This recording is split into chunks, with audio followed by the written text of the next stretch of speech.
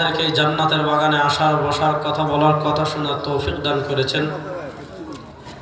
আমরা সবাই একবার আল্লাহ রাব্বুল ইজ্জত ওয়াল জালালের দরবারে অন্তরের অন্তঃস্থল থেকে কালেমাতুশ শুকর আদায় করি আলহামদুলিল্লাহ। ভাই আমি তো আপনাদের কাছে টাকা চাইছি না, এটা নিক্ষিপ্টামি করার দরকার আছে? বলেন, মন করে উচ্চ আওয়াজে সবাই একবার বলেন আলহামদুলিল্লাহ। মাশাআল্লাহ। আমি খুব লম্বা আলোচনা এমনিও করি না, আজকে অনেক কষ্ট হয়ে গিয়েছে। বলা হয়েছে কাছে, আসলে নিয়ে গেছে অনেক দূর বর্ডারে। হ্যাঁ,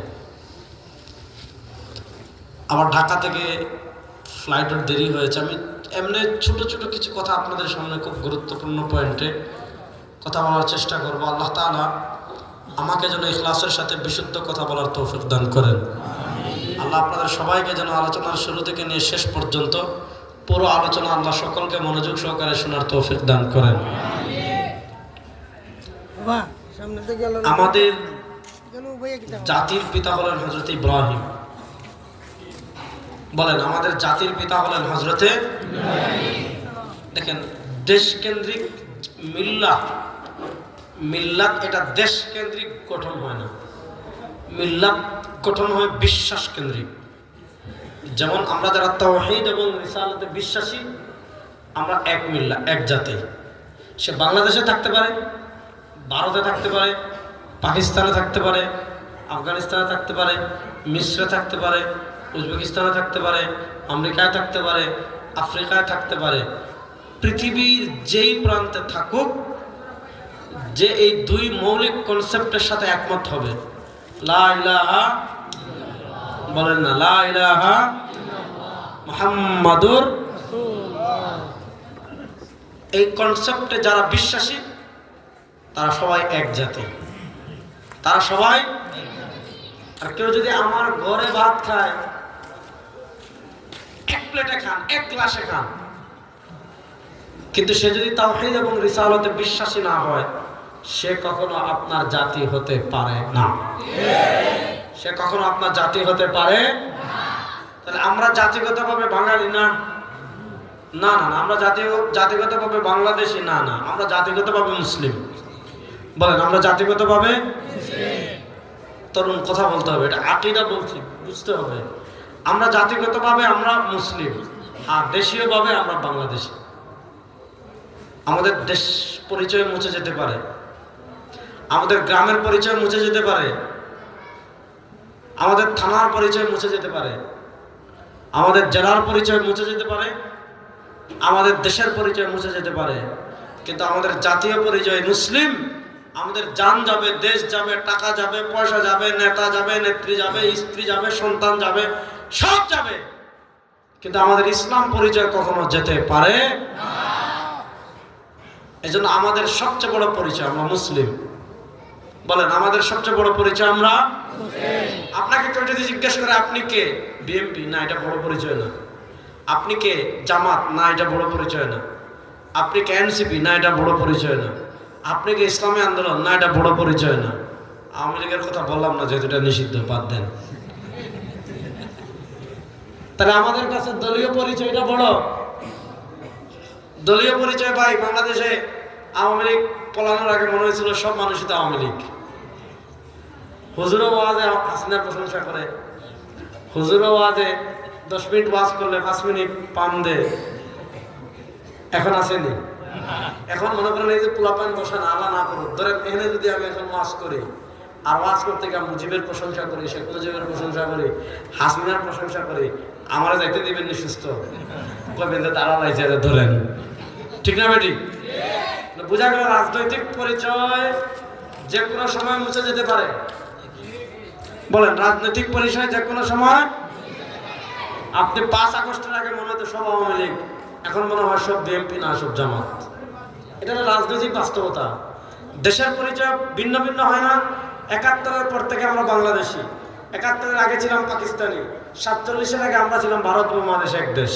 তাহলে বোঝা গেল দেশের পরিচয় ভিন্ন ভিন্ন ভিন্ন হতে পারে, দেশের পরিচয় বিভিন্ন সময় পরিবর্তন হতে পারে, দলের পরিচয় পরিবর্তন হতে পারে, আপনার স্ত্রী পরিবর্তন হতে পারে, সম্পদ পরিবর্তন হতে পারে, সব পরিবর্তন হতে পারে।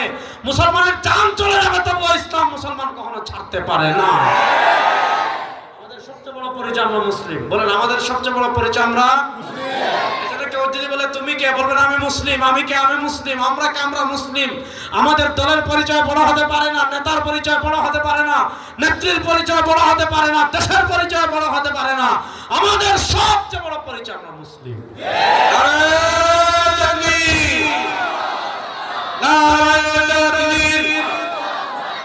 তুমি কে?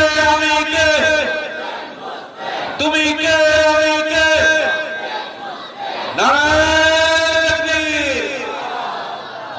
তুমি কে আমি কে রাজাকার রাজাকার শুরু হয়েছিল, এখন জাতীয় স্লোগান হবে তুমি কে আমি কে মুসলিম মুসলিম। ঠিক আছে তো যুবকরা? ইনশাআল্লাহ ইসলামের বাহিরে আমাদের আর কোনো পরিচয় নাই। এবার আসুন পরের কথায়। আমাদের জাতীয় পরিচয় আমরা মুসলিম, আর আমাদের জাতির পিতা হযরত ইব্রাহিম। বলেন, আমাদের জাতির পিতা হযরতে ইব্রাহিম। ইব্রাহিম আলাইহিস সালাম তিনি আমাদের জাতির পিতা। তার দুই সন্তান, একজন ইসমাইল আর একজন ইসহাক। ইসমাইল হলেন জবিহুল্লাহ। এই যে আমরা হজ করি, উমরা করি, হজের বেশিরভাগ আহকাম ইব্রাহিম এবং ইসমাইল আলাইহিস সালামের স্মৃতি। উমরা করে এই যে আপনি সাফা মারওয়া সাই করেন, ইসমাইলের স্মৃতি, আমাদের জাতির পিতার স্মৃতি। ইব্রাহিম আলাইহিস সালামের এক ছেলে ইসহাক, আরেক ছেলে ইসমাইল। ইসহাকের ছেলে ইয়াকুব। মনোযোগ, ইসহাকের ছেলে ইয়াকুব। ইয়াকুব হলেন ইব্রাহিম আলাইহিস সালামের নাতি। তিনি ইব্রাহিম আলাইহিস সালাম জীবদ্দশায় থাকতে, মানে ইব্রাহিম আলাইহিস সালাম যখন বুড়া, তখন কি করেছেন? ইয়াকুব জন্মগ্রহণ করেছেন। ওই ইয়াকুবের আরেকটা নাম ইসরাইল। যেমন আমাদের দেশে অনেকের নাম থাকে হিজবুল্লাহ, নাম আসাদুল্লাহ, নাম বদরুল্লাহ, নাম আহমদুল্লাহ, নাম রেজাউল করিম, কিন্তু নাম বললে দুনিয়ার কেউ তারা চিনবে না। তার আরেকটা ডাক নাম থাকে, ওই ডাক নাম বললে সবাই চিনে, আছে না নাই? যেমন আমাদের এলাকায় এক লোক আছে, তার নাম কি আসলে আমিও জানি না, কিন্তু আপনি যদি বলেন বড়ই ভাই, বড়ই ছিলেন না। আমাদের সিলেটের মানুষ একটা কামে খুব প্রসিদ্ধ, নাম বিকৃত করা। আমাদের এলাকায়, আল্লাহ মাফ করুন, আমার বাড়িতে সিলেট কানাইঘাট, আপনারা জানেন অনেকে। আমরা ছোটবেলায় আমাদের এলাকায় এক লোক ছিল। সাধারণত আমাদের দেশের মানুষ কিন্তু খুব লম্বা হয় না, খাটো হয়। লম্বা লম্বা মানুষ আপনি আফ্রিকায় গেলে দেখবেন, তো আফ্রিকার মতো কালো লম্বা মানুষ। সারা এলাকায় তার নাম দিছে মদিনার উট। মদিনার উট। এখন মনে করেন নদী থেকে পাথর তুলবে, বালি তুলবে, সিমেন্টের বস্তা তুলবে বর্ষাকালে, কাল লাগে মদিনার উট লাগে। তো এরকম উঁচা লম্বা ছিল, শক্তিশালী ছিল। 3-4টা সিমেন্ট কাঁধে নিয়ে, সিমেন্টের বস্তা কাঁধে নিয়ে সুবর্ণ নদীর নিচ থেকে পরে উঠতে পারত। এই যে রাঙ্গা মিয়া, বালা মিয়া, এই মিয়া, এই নাম বিকৃত করা, বিসাল ইসমুল ফুসুক বাদাল ঈমান, নাম বিকৃত করা, ট্রল করা, কাউকে গালি দেওয়া, কাউকে মন্দ নামে ডাকা, এগুলা কিন্তু অনেক অনেক মারাত্মক একটা গুনাহ। এই যে আমাদের দেশের সামনে নির্বাচন আসতেছে না, এই নির্বাচন কেন্দ্র করে কত মানুষ আমরা এই গুনাহ করব। মনে করেন আপনার পছন্দের প্রার্থী অমুক, অমুকের পছন্দের প্রার্থী অমুক, আপনার পছন্দের প্রতীক অমুক, অমুকের পছন্দের প্রতীক অমুক। এখন শুরু হবে এই পক্ষেরা এই পক্ষকে, এই পক্ষেরা এই পক্ষকে নাম বিকৃত করা, ট্রল করা, খারাপ নামে ডাকা, এগুলা সব হারাম। কোন মুসলমান কখনো অপর কোন মুসলমানের নাম বিকৃত করতে পারে, কিন্তু উপনাম থাকতে পারে। যেমন আমার নাম রেজাউল করিম, ডাক নাম আবরার। অনেকের নাম আব্দুল কুদ্দুস, ডাক নাম আহমদ। তো এই যে ইব্রাহিম, ইব্রাহিমের ছেলে ইয়াকুব, ইসহাক, ইসহাকের ছেলে ইয়াকুব, ওই ইয়াকুবের অপর নাম ইসরাইল। এই জন্য এই চ্যানেলকে বলা হয় বানু ইসরাইল। বানু ইসরাইল কুল চ্যানেল, ইসহাকের চ্যানেল। এই চ্যানেলে দেখেন ইব্রাহিম নবী, ইসহাক নবী, ইয়াকুব নবী, ইউসুফ নবী। একটা আজীব কারবার দেখেন, ইমাম বুখারী রাহমাতুল্লাহ আলাইহি সহিহ বুখারীতে বর্ণনা এনেছেন। আল্লাহ রাসূল সাল্লাল্লাহু আলাইহি ওয়াসাল্লাম বলেন, কানাত বানু ইসরাইল তাসুসুহুমুল আম্বিয়া কুল্লামা হালাকা নাবিয়্যুন খালাফাহু নাবিয়্যুন। কানাত বানু ইসরাইল তাসুসুহুমুল আম্বিয়া কুল্লামা হালাকা নাবিয়্যুন খালাফাহু নাবিয়্যুন।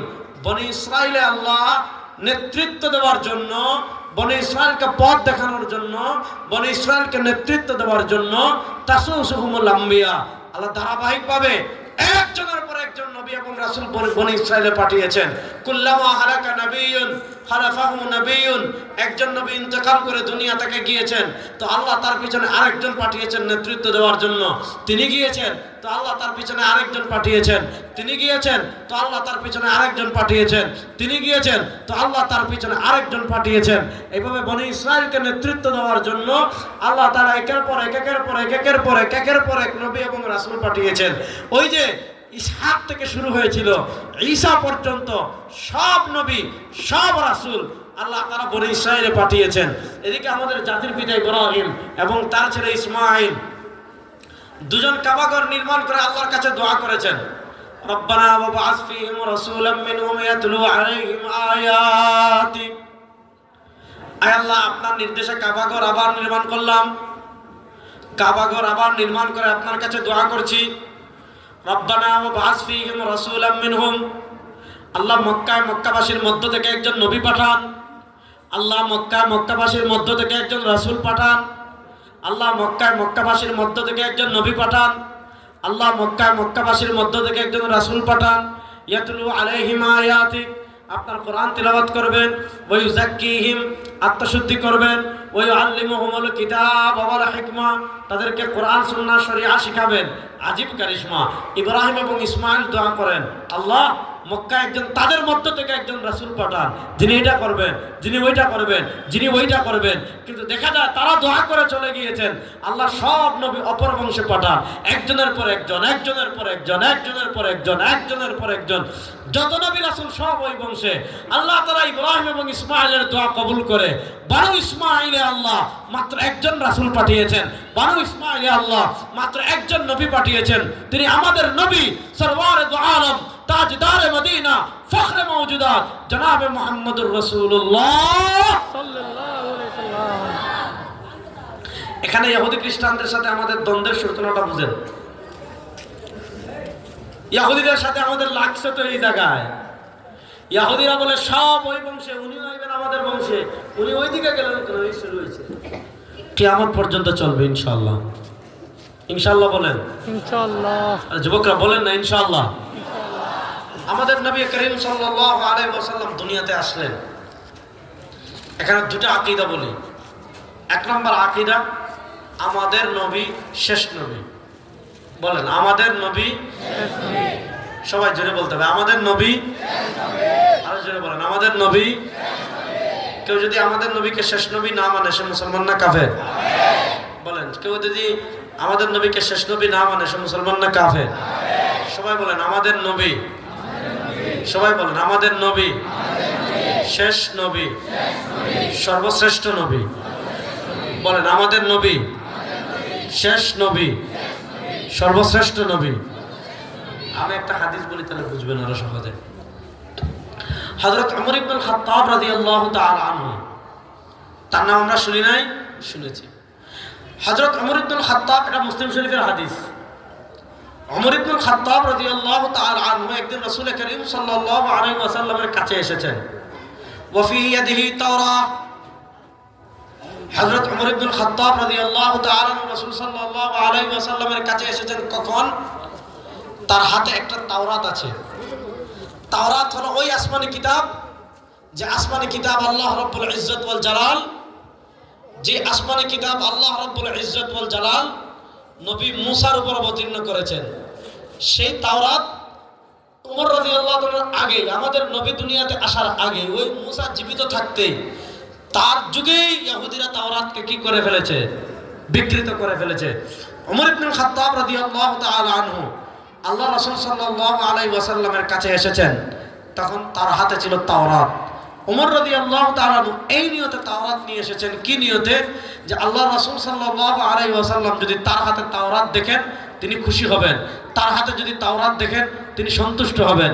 তাওরাত দেখে বলবেন মাশাআল্লাহ, আমার ওমর জ্ঞান অন্বেষণের জন্য, আমার ওমর গিরিম অর্জনের জন্য কোরআনও পড়ছে, তাওরাতও পড়ছে। অর্থাৎ ওমর রাদিয়াল্লাহু তাআলা আনহু এই নিয়তে তাওরাত নিয়ে আসছেন যে নবী করিম সাল্লাল্লাহু আলাইহি ওয়াসাল্লাম তার হাতে তাওরাত দেখলে খুশি হবেন। নবী করিম সাল্লাল্লাহু আলাইহি ওয়াসাল্লাম তার হাতে তাওরাত দেখলে সন্তুষ্ট হবেন। কিন্তু ওমর ইবনুল খাত্তাব রাদিয়াল্লাহু তাআলা আনহু বলেন, রাসূল সাল্লাল্লাহু আলাইহি ওয়াসাল্লাম যখন আমার হাতে তাওরাত দেখলেন, ফাশতাদ্দা গাযাবু ওয়া আহমাররাত আইনা, আল্লাহ রাসূল সাল্লাল্লাহু আলাইহি ওয়াসাল্লাম প্রচন্ড রাগ করলেন। প্রচন্ড রাগ করার কারণে আল্লাহ রাসূল সাল্লাল্লাহু আলাইহি ওয়াসাল্লামের দুই চক্ষু মুবারক লাল হয়ে গিয়েছে।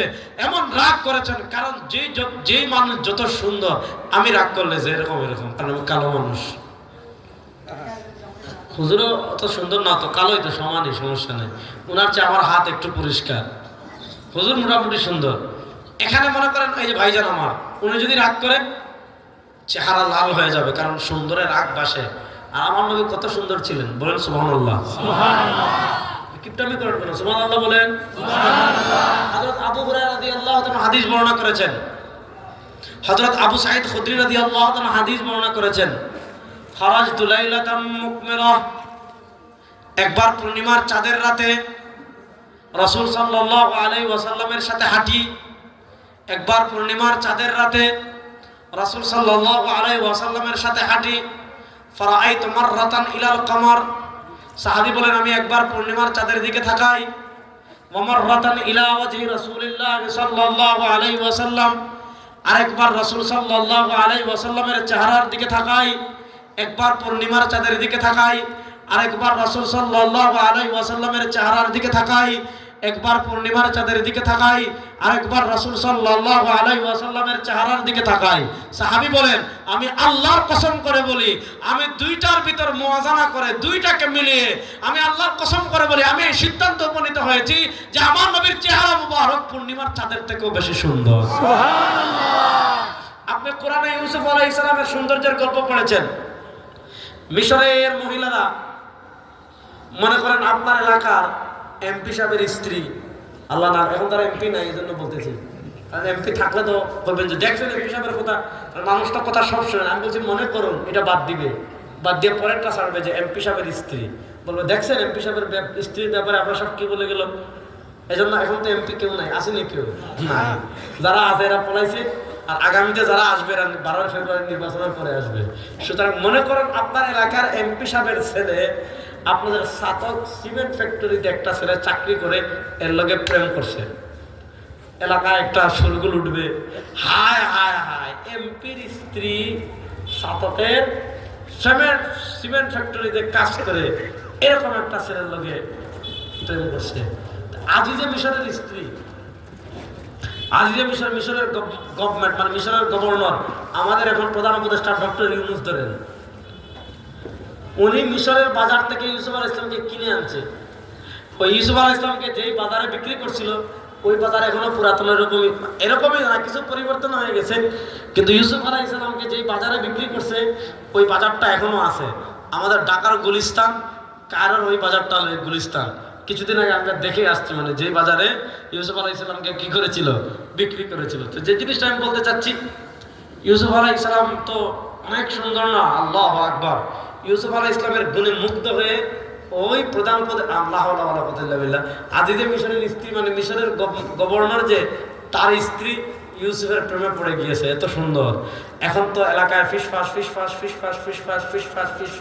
যে ঘটনা শুনছেন, গভর্নরের স্ত্রী তার ঘরের চাকর যারা কিনে আনছে গোলাম, এর সাথে প্রেম করে। এখন মহিলাদের ইগো কিন্তু বেশি, ঠিক আছে না?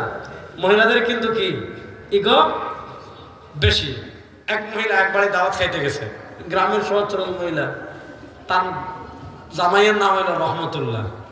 এখন বাড়িওয়ালা মহিলা নামাজ পড়তেছে, সালাম ফিরাচ্ছে, আসসালামু আলাইকুম রহমতুল্লাহ, আসসালামু আলাইকুম রহমতুল্লাহ।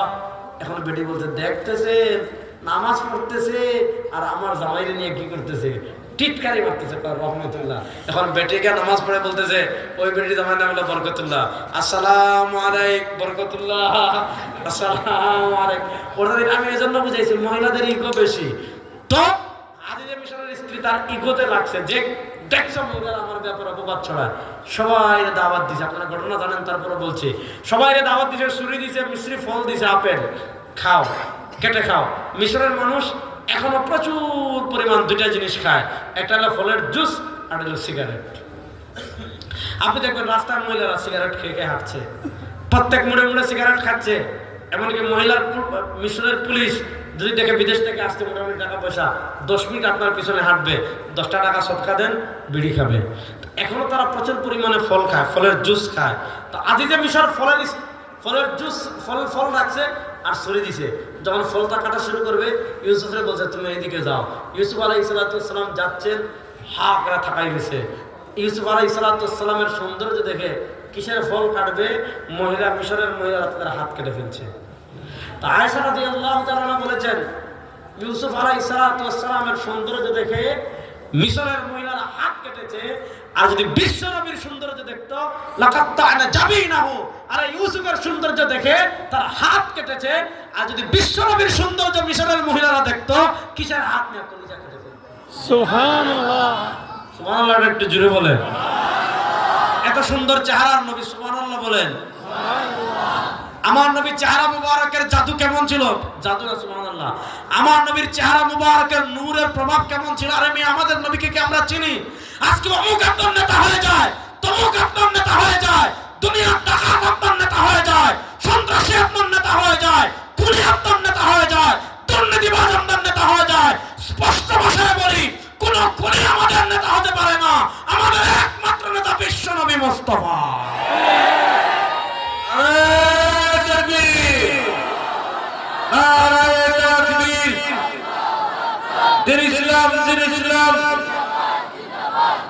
বাংলাদেশে আপনার নেতা মানেন, তা তো বুঝছেন কোথায় 1 বছরে।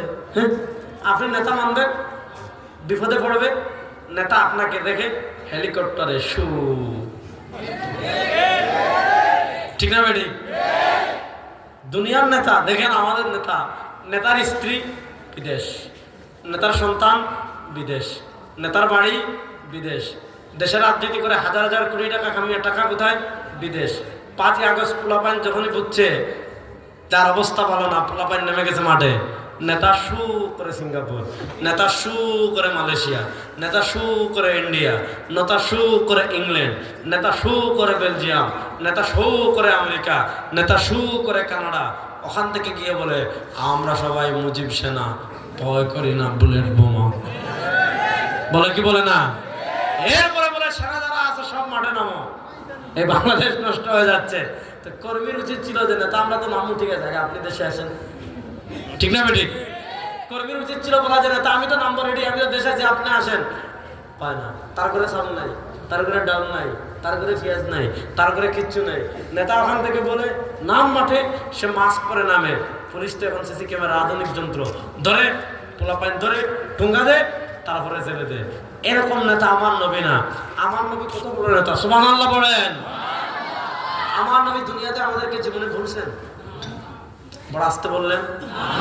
আমাদের নবী দুনিয়াতে আমাদেরকে ভুলছেন, বলেন না আমাদের নবী দুনিয়াতে আমাদেরকে ভুলেছেন? আমার সাথে সবাই বলেন আমাদের নবী। সবার শুনে আমাদের নবী। যারা দাঁড়াইছেন তারা বলবেন আমাদের নবী। কি বলেছিলাম? আমাদের নবী সর্ব। দেখেন আমাদের নবীর মাকাম কত বেশি, সুবহানাল্লাহ। আল্লাহ কোরআনে কি বলছেন? আলাম নাশরাহ লাকা সাদরাক ওয়া ওয়াদা'না আনকা বিজরাক আল্লাযী আনকাযা যাহরাক ওয়া রাফা'না লাকা যিকরাক।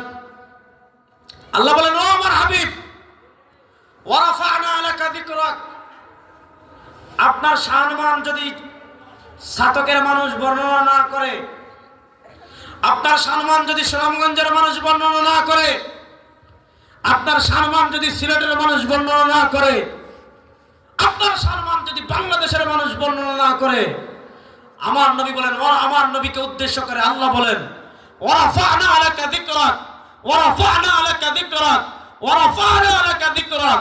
হাবিব আপনার সম্মান আমি আল্লাহ বুলন্দ করে দিয়েছি। কেমনে বুলন্দ করেছেন? হাদিসে কুদসিতে আল্লাহ বলেন ইযা যুকিরতু যুকিরতা মাই। হাদিসে কুদসিতে আল্লাহ বলেন ইযা যুকিরতু যুকিরতা মাই।